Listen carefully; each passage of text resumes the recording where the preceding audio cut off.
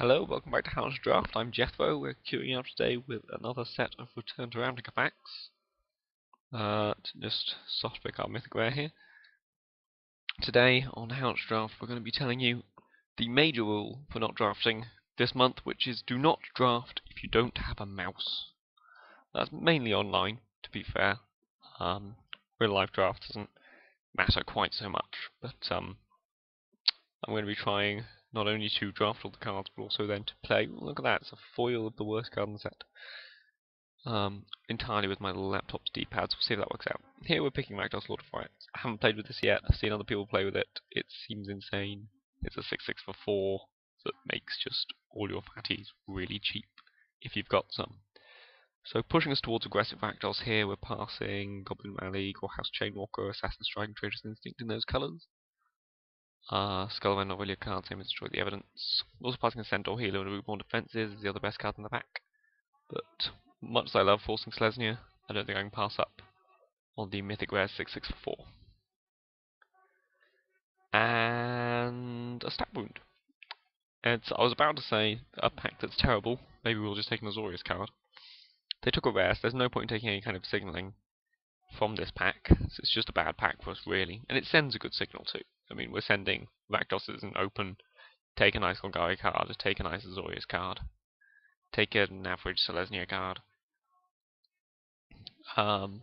Yeah, do not go into Rakdos, people to our right. Stab Wound not at its best in an aggressive Rakdos deck. I do much prefer it in a slower Golgari or Jund type build.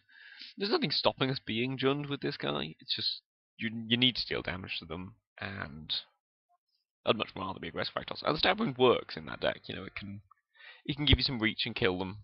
It can, kill them. But I feel like we're keeping up with the removal spells here, taking Explosive Impact. It's possible Cryptborn Horror will wheel. It probably should wheel, since it's not really very good. And I'd probably play it in this deck. But it might not, because like I say, it's a rare and people might get excited. Here we're just taking the removal spell. There's not a lot to say really. A few average green cards, a nice Golgari Charm, nice Inspiration. Not an abundantly powerful pack. I think we're taking the best card in the pack, which is good. It's always good when the best card is also on colour. And sticking with that theme is a Rage Mutt. Not necessarily the best card in the pack, there's also a Nightly Vow and a Towering Indrik for other decks, maybe a Steal of Secrets. I probably wouldn't mind a Grim Frostbound in this deck, but it's so hard to race against this guy. Just, you throw one down and suddenly you're winning if your opponent's an aggressive Selesnya deck trying to race with you, or another Rakdos deck. Because you're always racing, you're the Rakdos deck. This guy is pretty insane. We could use some earlier drops. He says, looking at a 6-drop in the next pack. It's a 6-drop or Slitherhead. Unconvinced by Slitherhead, a 1/1 with a barely relevant ability. And I do like a Tenement Crasher. Soft pick the Crasher, look at the rest of this pack. There's good Selesnya cards, aren't there, just always? When I'm not forcing Selesnya. Actually, when I am forcing Selesnya, there's good Selesnya cards as well. Damn, I miss forcing Selesnya. Hope we win so I can force Selesnya with the next draft. Rising Skies and Common Bond and Chorus of Might, which is just insane. I mean, not insane, but it's actually really good. Death Presence is fine in like a Jund build, which I could lean towards, but I think I'd rather stick with the plan and take a Crasher here. Yeah.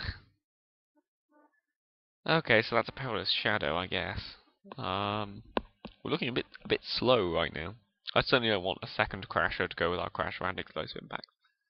Like, you normally want maybe 3 6-drops, 1 Crasher, 2 Explosive Impacts, I'd say would be fine.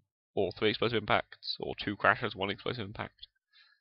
But I'm very happy with those 2.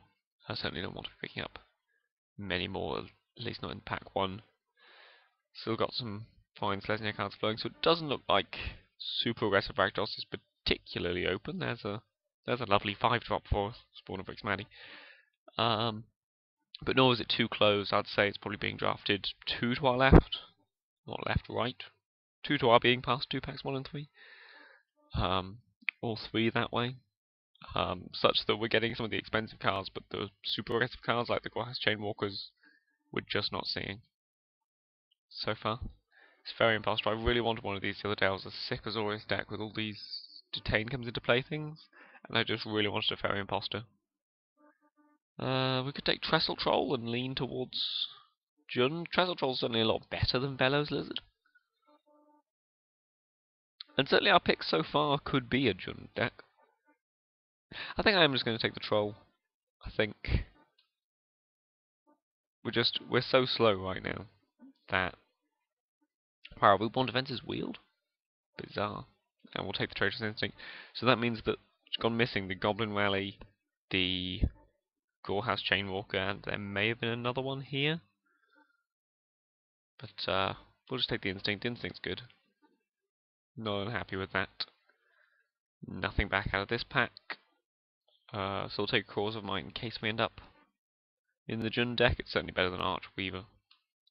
You can just do so much better for 7-drops in this format. We could take the Sphere of Safety, which is probably the best card in the pack, but I think I'd rather take the on-color card for signaling. So, bit of a mess so far. Pleased to open Rakdos. Possible we're not going to be that deck, though. The deck Rakdos really wants to be in, which is fine. You know, you can... I think it still should be very possible to cast a Rakdos in a more Jundy style of deck. And certainly we're not set into Jund. If we pick up enough aggressive cards next pack, and we certainly should, we didn't pass any Rakdos signal at all. So I imagine our picks next pack are going to be fairly open.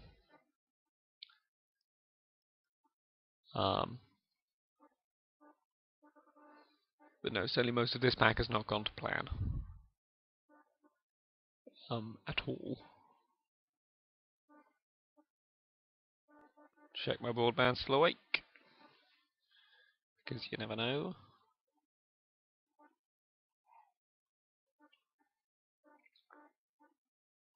Still waiting on the booster here. It's claiming we're still logged into Modo, so I'm a little worried. Ooh, Slitherhead versus Course of Might. I think I'm going to take Slitherhead here. Course of Might is better, but I certainly don't want two of them. And a low drop creature. If we do end up aggressive Rakdos, that's much more likely to make our deck. And the last pick playable in the most beautiful forest in the set. I don't really want to hide that. It's gorgeous. We'll be back for pack 2.